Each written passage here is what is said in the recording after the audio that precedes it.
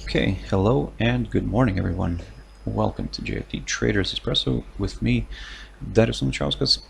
Today's the 24th of May 2019, so welcome everyone. Welcome to this last trading day of this week. As always, we're gonna have a quick look at the markets, a few of the charts, the usual stuff, but before we do that, as always, let's quickly have a read through our risk disclaimer. So, the content we produce does not constitute investment advice or investment recommendation, should not be considered as such, and does not in any way constitute an invitation to acquire any financial instrument or product. As always, a few seconds for you to read the rest, and we can continue.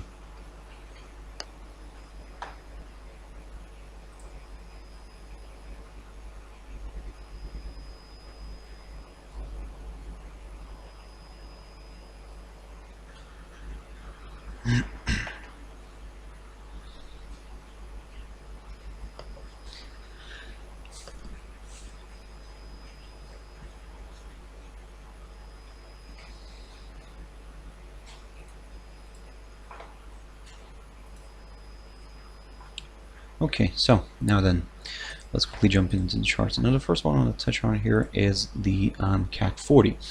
Now I talked about this index this week.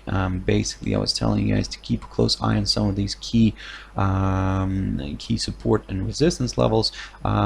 Basically, it managed to break through the through our key important support zone here at 5,340. So you can see that we had a nice drop here. In a way, it actually opened with a gap, with a strong gap to the downside, which led to a break of this 5,340 level. Of course, it also automatically placed the index below the 200 EMA, and it kind of traveled lower. You can see that this level that I talked about as well, the 5,298, also played out very well, because initially when it pierced through it, the index retraced slightly, but kind of never managed to close the 4-hour candle above that, and then it sold off again. So in a way, this kind of leads us towards this area right here at 5,247. This is what we're targeting.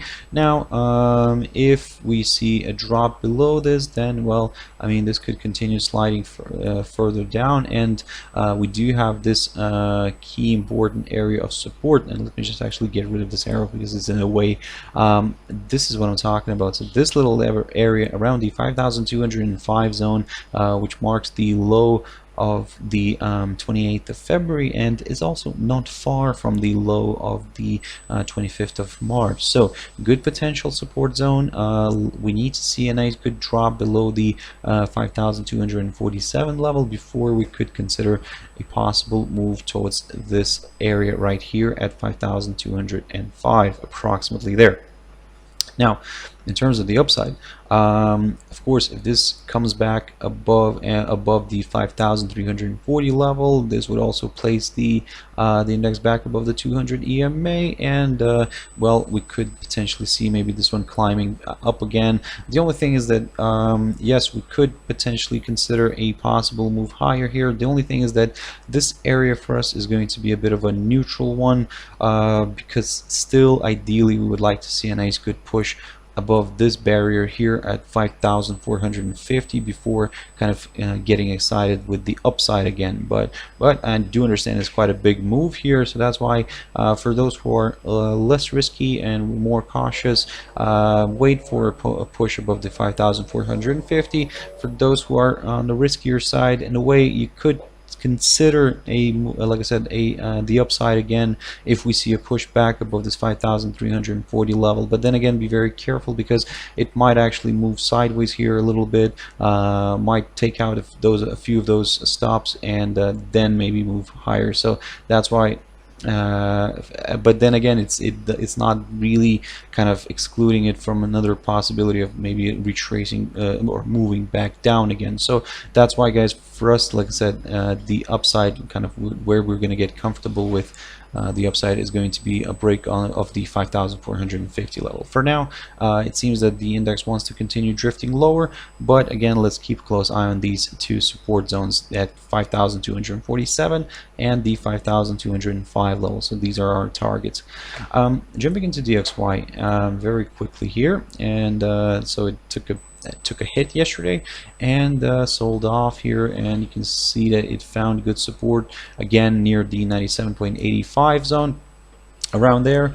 Of course, all this doesn't look good for the index.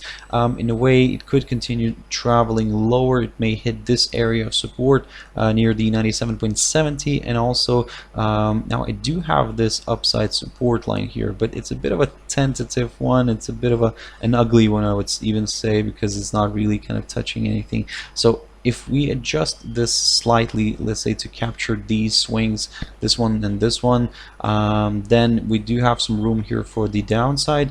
The only thing is that if we actually draw this one this way, where maybe we could capture this little low here and potentially maybe kind of accept the fact of a few overshoots here or undershoots, then yep, we could maybe lift it a little bit here. The only thing is that probably let's maybe not improvise too much. This is just for kind of reference, and what you could do now is just target some of these key support and resistance levels. So the first one being the 97.70. If this continues to slide further down, slightly below that, probably ignore this upside support line, and what you could aim for is this 200 EMA here on the 4-hour chart.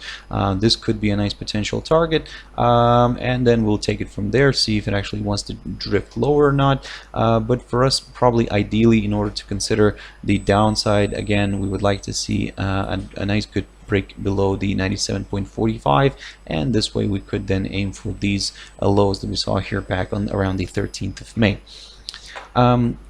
In terms of the upside, well, I mean, ideally we would like to see this one pushing back above the 98.10, and only then we'll consider a possible move towards these recent highs. Of course, I'm talking about the yesterday's high near the 98.37 level, something like that here. But also we do have the 98.33 zone, which held the price from pushing higher on the 25th of April and on the 26th of April as well.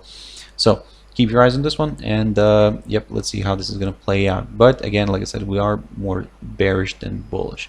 Now this leads us into some other pairs like the Aussie dollar. So in a way, Aussie dollar is kind of, you can see that the bulls are fighting, trying to fight back, but still they remain below this downside resistance line taken from the high of the 17th of April. Now, for us, let's say, of course, given that I've just talked about the DXY, and then there's some potential for it to move lower. In a way, this could have its effect as a positive effect on this pair, and the AUDUSD could make a move higher. The only thing is that before actually getting comfortable with the upside, ideally we would like to see a break of this downside resistance line, and also what we're going to be looking here for, just for that better confirmation, a nice good push above yesterday's highs here near the let me just put this level here very quickly, near the 0.6905 level. So in a way, if we see a nice good push above that, then yep, we could potentially consider a possible move higher, initially towards the 0.6937 here. Very good potential target. This was our previous kind of barrier for the upside. Now the kind of the pair drifted a little bit further. This one becomes for us the important one, the 0.6905. A nice good break above this could open the path towards the 0.6937. But if the rate acceleration is so strong, then yep, further further moves higher, further targets could be a possibility as well, but we'll get to those if we see this break initially. In terms of the downside, the 0.6862, that's what we're looking for. A nice good drop below this could lead the pair towards the 0.6830 zone. And just to show you what that level was here in the past, I would need to probably jump into a daily chart on this one, so that kind of to drag it to see what that level was here. And basically that was the low of January 2016. So the lowest point of January, this could be that nice good target for a test, but sorry, yes, that is correct. So sorry, I'm getting confused here already. 0.6830, yep, that's the lowest point of January 2016. So keep your eyes on this one, guys. Again, in terms of the downside, we need to see that nice good break here first before we could consider further declines. Euro dollar had a fantastic push yesterday. So this is what I talked about in one of my videos yesterday as well. Actually, to be more specific, in the morning video, I was telling you guys to keep a close eye on these levels here. So we may get a touch, we may get a test of those, and then we'll take it from there. But as you can see, we've managed to break below the 1.1145 area and traveled all the way here towards the 1.1110, from which it kind of rebounded and pushed higher. And by the way, the push higher was quite a significant one. So as you can see, this had it traveled back above the 1.1175. This is our area in order to kind of consider the upside again, maybe some higher levels. The only thing is that our upside could be limited due to this downside resistance line taken from the high of January this year. So for now, of course, this kind of paints a slightly more positive picture, but again, we will not target way too high levels. We're going to aim initially for around the 1.1215 and this downside resistance line, and then we'll take it from there. If this suddenly drops back below the 1.1175, we may see a move back down towards the 1.1145, and then we'll take it from there, see if it actually holds. If it doesn't, then we could consider all these levels that I've talked about yesterday. So keep your eyes on this one. For now, as you can see, the euro is trying to push higher. GBPUSD, now of course it also made a move a little bit to the upside, but what I wanted to quickly show you is the daily chart here. So basically what's interesting here is that, of course, as you can see, that we had this strong kind of sell-off, and we kind of had this prolonged slide lower. But yesterday's candle, as you can see, proved well, it's kind of somewhat as a potential reversal candle here. So of course, let's not over speculate on this too much. Of course, this is a nice doji here on the daily chart, but again, the pound kind of is still weak because of the Brexit developments, and that's why it could remain driven by any any headlines surrounding that topic, surrounding this issue. And that's why, guys, for now, what we're going to do here is, from the very short-term perspective, we're going to wait until we see a nice good push above the 1.2685 level here. This way we could then potentially target some higher levels. The only thing is that for now, until it's kind of here, we're going to be very cautious. Yes, it is above its pivot, so that's a good sign here for the bulls, but for just for that better confirmation, a nice good pop above the 1.2685 could open the path towards these higher levels. And initially we will aim for the 1.2755 here, approximately, or 50 area approximately there. We have this downside resistance line as well, so it could be a nice good test of that as well. But again, we'll be very careful with the pound, and yep, we'll wait for some of these key resistance levels being broken first.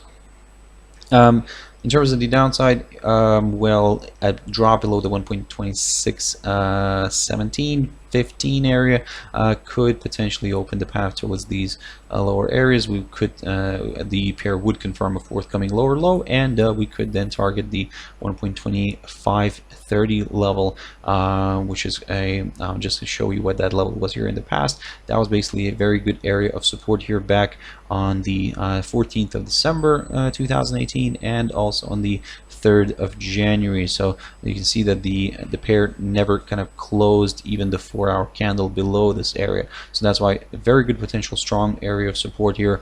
But again, before we could consider that, we need to see that nice good break below the 1.2615. For now, certainly it is, the pair is trying to fight back, it's trying to push higher, but then again it needs to break above the 1.2685 in order for us to kind of, let's say, get excited about the upside, at least in the short run. USDCAD, very quickly, I talked about this one yesterday, and actually I've talked about this one a lot this week. So after we managed to reach this 1.35 barrier, this is what I told you yesterday, guys. We may see this little correction here to the downside, maybe even towards the 1.3450. If it struggles to drop below it, then we may see a nice rebound and a push higher. So for now, it's doing the first part. It is retracing a little bit lower, correcting to the downside. If it, like I said, remains above the 1.3450, we may see a correction here, like I said, a push back up. But now what we're going to do here is, just for that peace of mind and just to kind of be on the safe side, ideally a nice good break above the 1.35 zone, and ideally a nice good close of the 4-hour candle. This is what we're going to be looking for in order to kind of consider further moves higher. For now, we are going to just continue observing this one. We're not even we're not going to, let's say, go in on this one yet, because if this continues to drift lower, if this starts dropping below the 1.3450, then we may consider a further decline lower here, at least initially towards the 200 EMA here on the 4-hour chart, or then going further down towards the 1.3403 or even lower. So for now, that's the game plan. Let's see how this is going to play out, and keep your eyes on the price action here, guys. So I hope you found it useful. Thank you very much for sticking around and watching it till the end. And if you want to join me later on, my traders, tea time, as always, that's 13:15 GMT time. But for now, I hope you have a wonderful trading day, and I'll see you later. Bye bye.